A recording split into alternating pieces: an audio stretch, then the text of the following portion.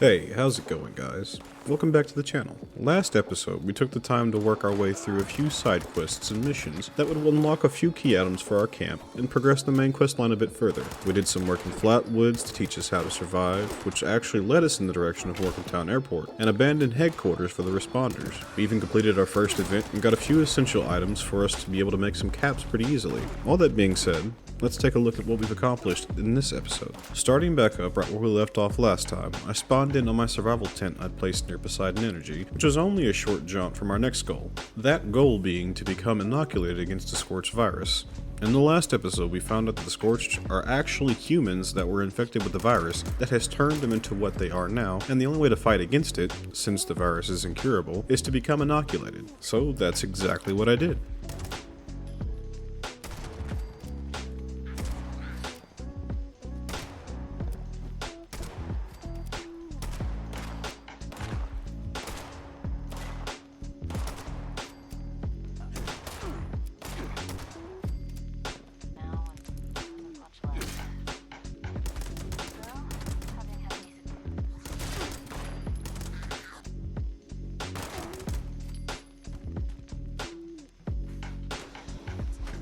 As I made my way into the AVR Medical Center, I had to fend off a lot of Scorched as I pushed deeper into the basement of this facility, where I then found how to craft this inoculation. Apparently, I need the blood of a feral ghoul and a Type T fuse. The fuse is just to fix the electrical box on the wall, but the blood is what I need analyzed. Something about injecting myself with ghoul blood just doesn't sound like a particularly good idea to me, but you know, it's what the game wants.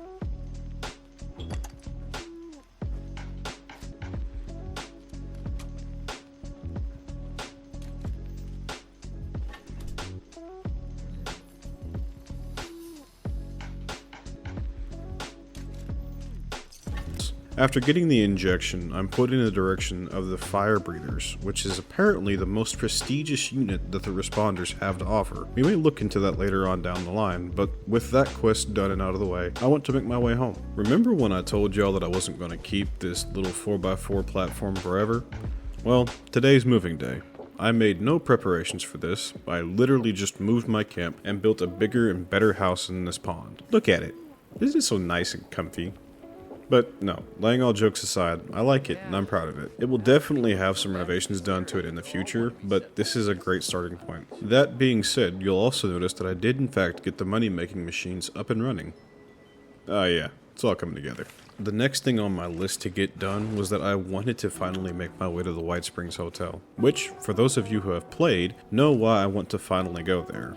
Now for those of you that haven't played before, I will explain in just a minute. After fast traveling back to my tent near the power plant, I started running in the direction of the hotel and ended up finding myself in Charleston, a once great city that had been reduced to rubble. I eventually found this guy named Nash, and as it turns out, he's a real piece of shit. Excuse my language. And no, you can't kill him.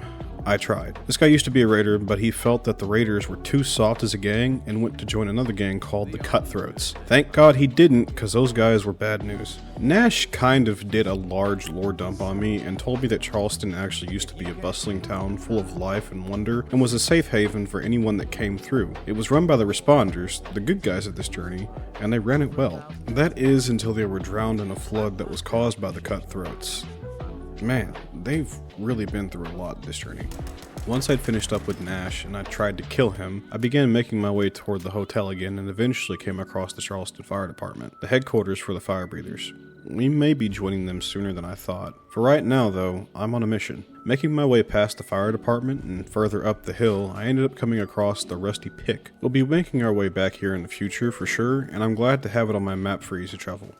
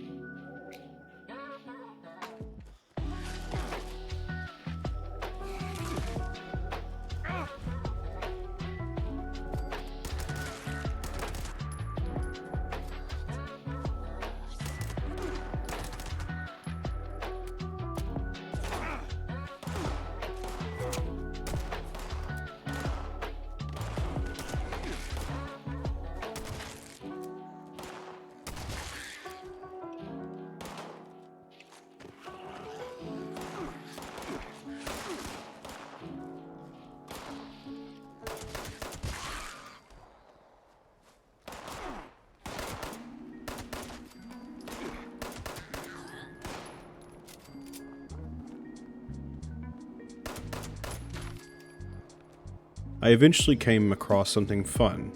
Yep, a Scorch Beast spawned. Great. Just great.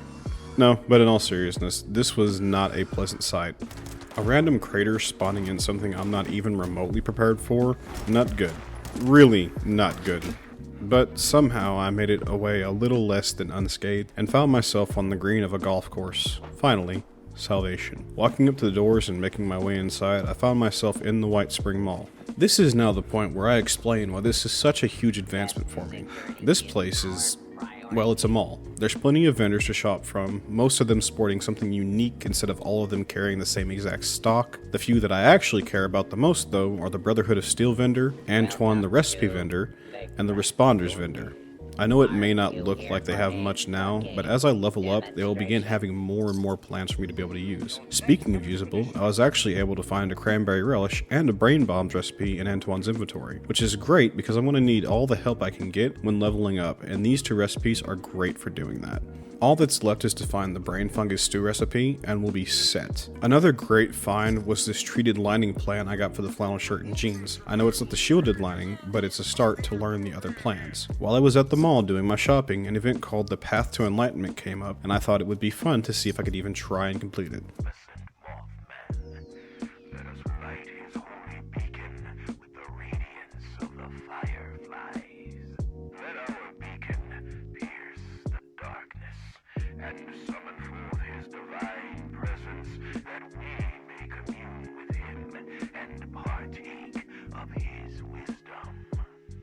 This is a solo playthrough after all. This is also going to be the very first public event that I do, so I gotta beat it.